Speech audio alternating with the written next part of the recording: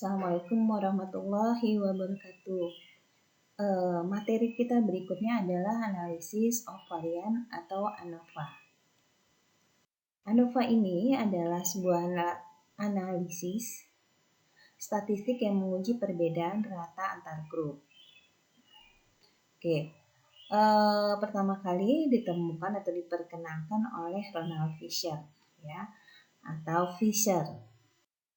Kegunaannya sebagai alat analisis untuk menguji hipotesis penelitian, atau adakah perbedaan rata antar kelompok. Hasil dari ANOVA ini adalah F-test atau F-hitung. Artinya kita di sini mencari nilai F-hitung yang nanti akan kita bandingkan dengan F-tabel. Yang akan disimpulkan jika F-hitung lebih besar dari F-tabel, maka dapat disimpulkan menolak H0 atau menerima H0. Jika menolak H0, yang berarti ada perbedaan bermakna rata pada sebuah kelompok. Jadi harapannya di sini bahwa F-hitung adalah sangat tinggi atau sangat besar sehingga melebihi dari F-tabel. Maka ketika dilakukan pengujian, kalau pada regresi yaitu uji serentak atau uji bersama-sama atau uji secara simultan, kita bandingkan F-tabel dengan F-hitung. Harapannya adalah F-hitung lebih besar dari F-tabel. Sehingga dari hipotesis kita yang ada, kita akan menolak H0. Maka ada perbedaan antara variabel X dan terhadap variabel Y. Itu harapannya, idealnya. Nah, contoh ini adalah tabel analisis of varian. Ini dalam bahasa Indonesia gitu. Bagaimana mendapatkan tabel ini gitu. JKR itu rumusnya bagaimana, JKS, JKT itu materi yang ada di regresi. Coba lihat rumus-rumus jadi dari JKR, JKS, KTR, KTS. Kalau sederhana, ini adalah regresi sederhana karena ciri-cirinya tabel ANOVA regresi DB, degree of freedom atau derajat kebebasan Kalau di dalam Excel atau pengolahan SPSS ini akan ditulis DF, degree of freedom. Tapi kita Indonesiakan derajat bebas. Jumlah kuadrat terkecil. Kuadrat terbesar ini adalah F-hitung. Nanti kalau di dalam Excel ini hanyalah F saja. Ini adalah FMS, ini SS. Nah, ini ciri-cirinya. Kalau ini adalah regresi sederhana, DB-nya hanya 1 pada regresi ini, Jadi perlu diperhatikan. Nanti karena kan lebih lanjut tidak sederhana, tapi kita menggunakan regresi berganda atau multiple regression. JKR ini rumusnya sudah kita bahas dalam pertemuan regresi, korelasi regresi, Nah, yang memudahkan adalah kalau kita mencari KTR. Kalau JKR sudah ada, berarti JKR dibagi DB-nya regresi. Ini adalah KTR. Begitu juga KTS, JKS dibagi dengan N-2 ini. Sehingga KTR kita akan dapat F-hitung akan didapat KTR dibagi dengan KTS Oke, kita ingat lagi materi yang ada di regresi. Selain perhitungan manual, kita juga bisa menggunakan komputer dengan Excel. Excel sendiri bantuan yang kita gunakan adalah memunculkan data analisis pada Excel. Kita lihat step by stepnya. Ini pertama adalah kita buka di Excel, kita tulis datanya. Data, misalkan di sini adalah ada sejumlah data yaitu X dan Y. Nah, ini data kita buka data dan keluarkan data analisisnya.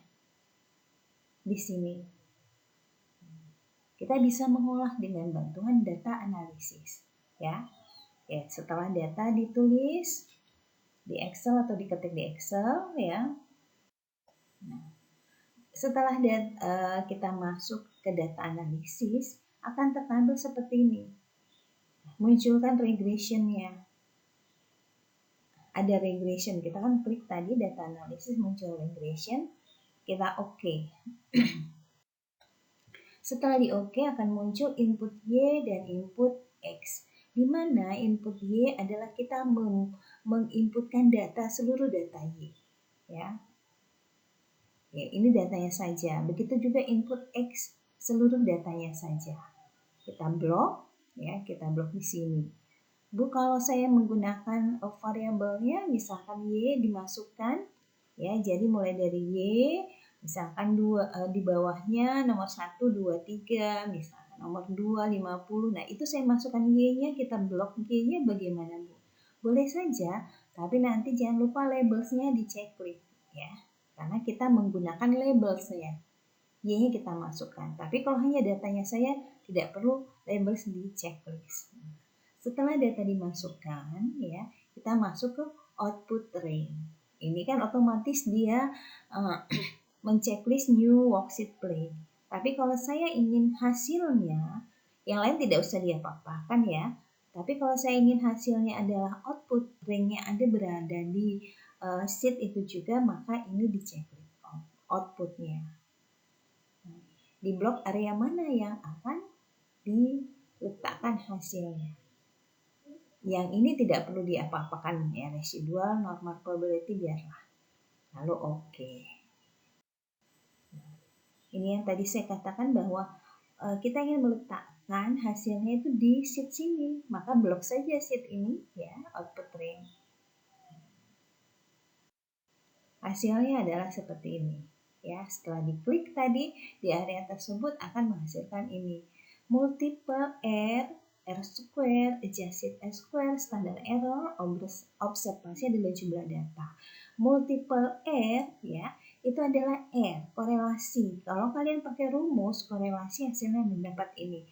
Yang mana korelasi R sama dengan sigma X dikali sigma Y dikurang X, sigma Y. Nah, yang dibagi dengan akar yang panjang, rumus Pearson tersebut yang sudah kita bahas pada pertemuan sebelumnya.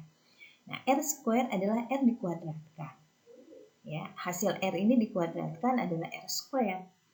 Juga rumusnya ada di regresi. Kemarin kita sudah membahas juga rumus adjusted R square. Bagaimana mendapatkan standar error dengan manual dengan rumus, ya. Ini sudah kita bahas kemarin di regresi. Lihat lagi rumus-rumusnya. Nah, ini secara komputernya, kalau kemarin secara manualnya. Lalu tadi kita bahas adalah ANOVA. Nah, bagaimana kita mendapatkan tabel ANOVA? Yaitu pakai ini.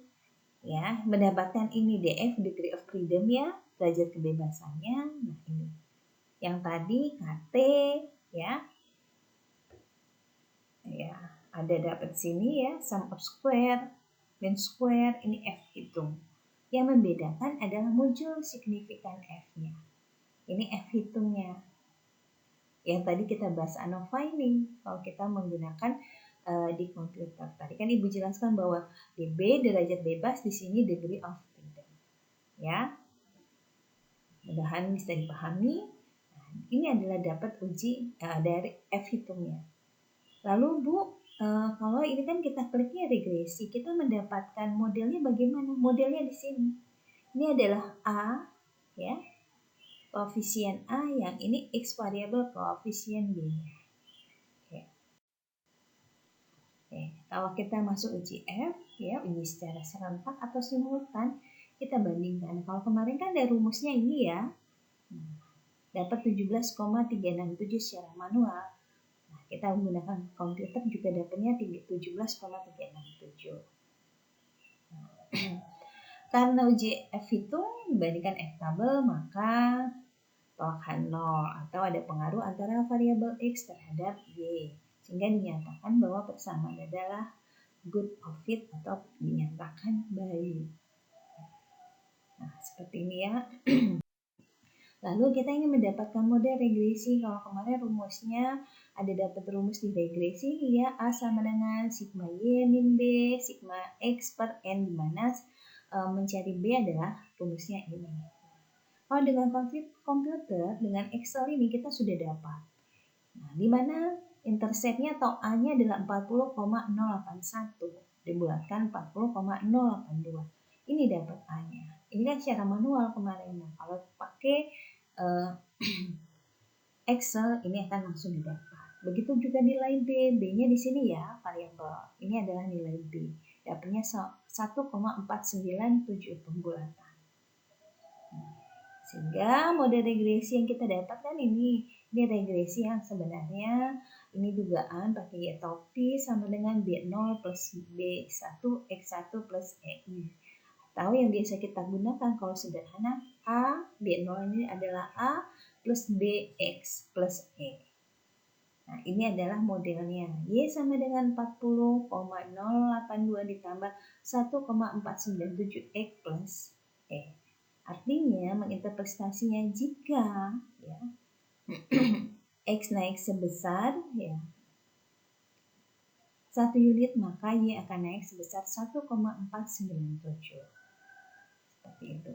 Dan yang lain dianggap konstan. Jika tidak ada variabel X maka nilai Y sama dengan 40,082. Seperti itu ya interpretasinya. Nah, ini adalah hitungnya yang kemarin kita juga sudah mencari secara manual. Seperti itu, terima kasih atas perhatiannya. Wassalamualaikum warahmatullahi wabarakatuh.